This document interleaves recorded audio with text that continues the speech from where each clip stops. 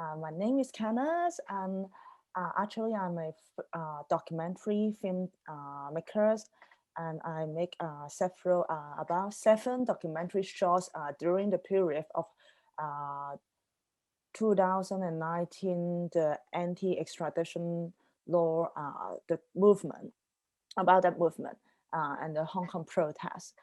Yeah, so Comrades is one of the documentary shots that I have made, and very luckily it has been selected in several festivals. For example, Berlinale, the Chicago International Film Festival. So it's very good chance for us to let more international audience to know more about the Hong Kong protests in 2019. Thank you very much. What can I follow up on this? What is the main message then of your film? What do you want to express, or what is the purpose of your film? Actually, when I usually make a film, I will decide to make it into 2 layers.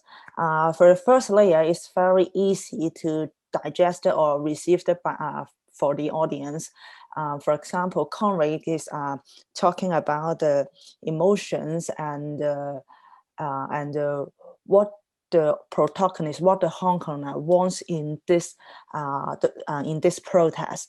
And for the second layer, if the audience wants to know more about it, I would suggest them to watch it again or watch for my whole series. Then they will know what actually I want to talk about. And I usually use a lot of things or to my way of editing to conceal this message. But if the audience have some time and would interested in to dig into it, they will finally know that. Oh, that's fascinating. Thank you so much. Because you don't explain very much in the film, and we are jumping right into the action. How much context or how much explanation do you think is needed to understand your film? Actually, when I first make this film, I'm not so thought about too much for the background, because actually I have when I make this film on 28th of July in 2019, and I filmed it at that day, and I finished my editing 3 or 4 days later, and then I put it online. Actually, my first target audience is for the Hong Kongers, so I didn't consider too much about the background information, because I think most people in Hong Kong knows what is happening, but some people will not go to the protest scene, but because they think that it's very dangerous, but they don't know what to do. So I put my film online. I hope that to think what they should react if they find the film is touched. But when this film is selected in other international film festival, I realized that if I don't have some explanations on the movement, the people or the international audience may find it difficult to understand.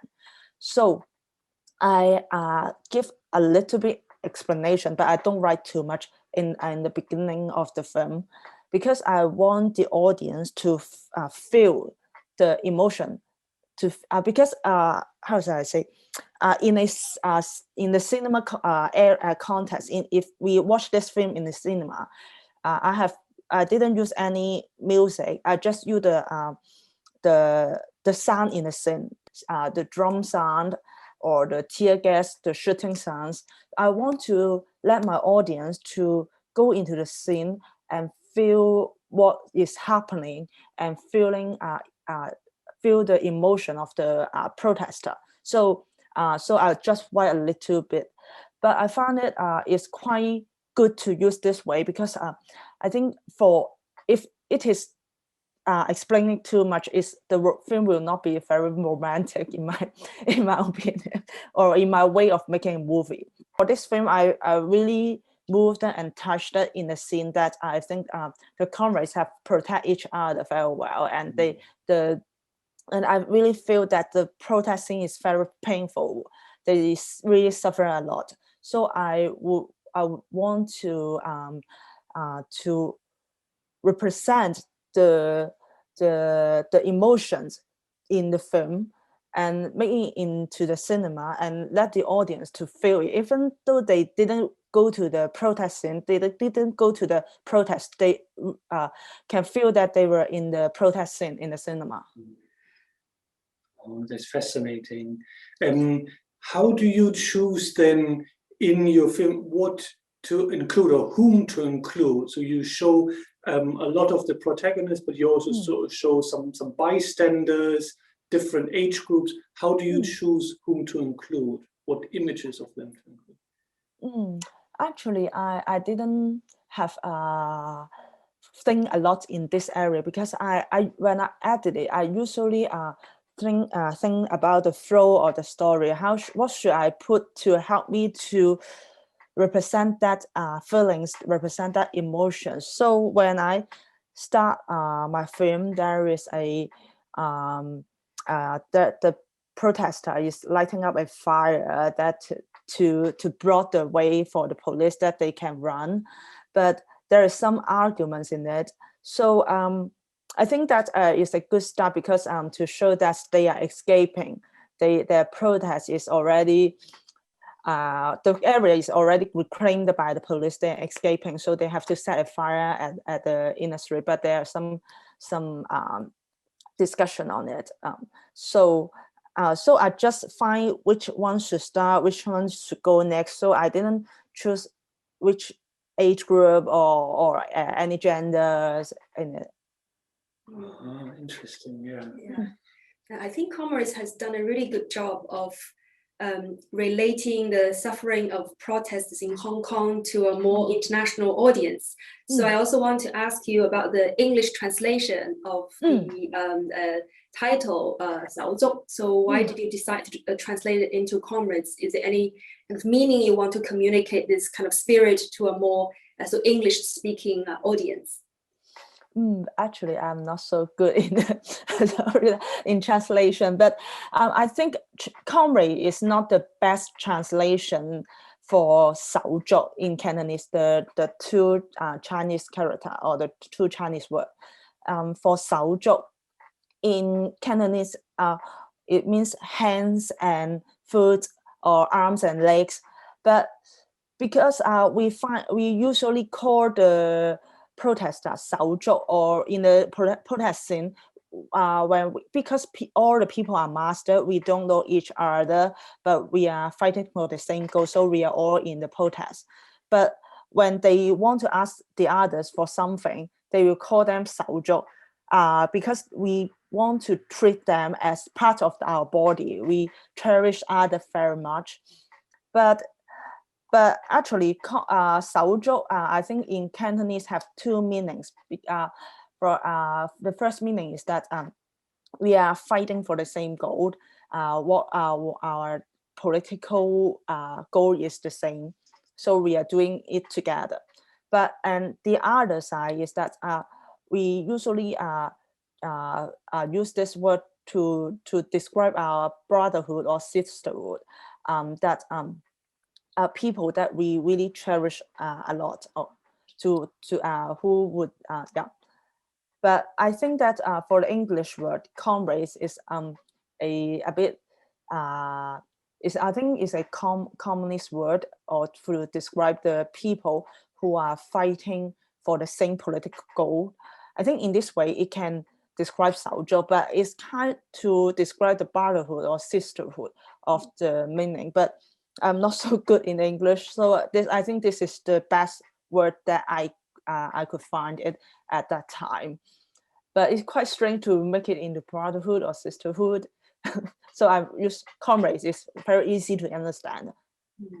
Yeah, I think it's very important that you've mentioned the importance of body. So how your bodily experience make you feel together and fighting together. So the next question would be a bit personal. So as you stayed in filming in the movement for such a long time, do you recall how many times have you been tear gassed or injured during the filmmaking? Yeah, actually, I'm not injured in the protest. I just pushed by the police for one time. but I know that one of my cameraman or camera person in Comrades, he was a university student at that time, and he was very brave. He is always in the front line, and I know that his arms was shot by the rubber bullet for once, and sometimes he gets some injured in the scene. But for the tear gas, I think most of the Hong Kongers have experienced the smell or the taste of the tear gas. I can't tell how many times I'm tear gassed, but because there's so many times, because usually the protest has happened in the weekend, so I'm tear gassed, and during the weekday, and then I will warm it, or I will feel my stomach pain, or sometimes the emotion fluctuate. I don't know whether it's side effect, but I think most of the Hong Kongers experience that. And then at the weekend, I go out again, and then in the weekday, I suffer, and then there is a periodic cycle that can't stop. Mm. Yeah, that's really very difficult to comprehend the intensity if you haven't been in the scene. But I think your film really captures this extremely well. But if we're now looking back at the protest at the time, how do you want people to remember this episode of history that you recorded?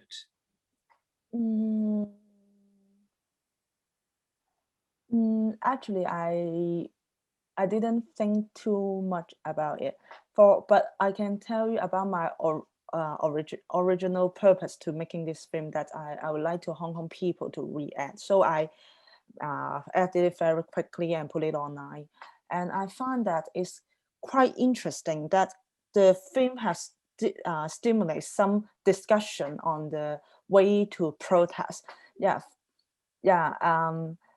Because I have put in the first version of the rough cut online on the YouTube and on the Facebook, there is some comments left under.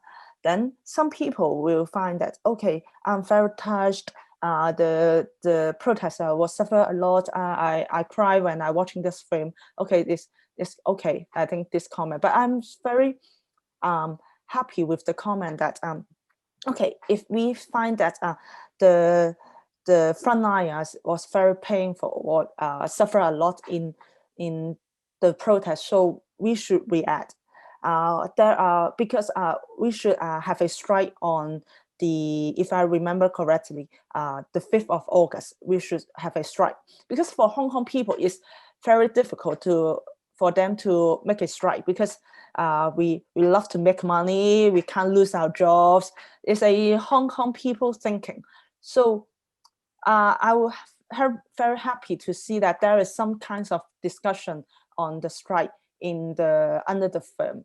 So I'm not sure whether I contribute a lot in this area, but I am very happy that it's create a platform for the protester or for the Hong Kongers to discuss what should they react and what should they do next. That's really fascinating. So there's your part of the protest and the ongoing movement. So it's like almost like a communication. Yeah. It's really interesting.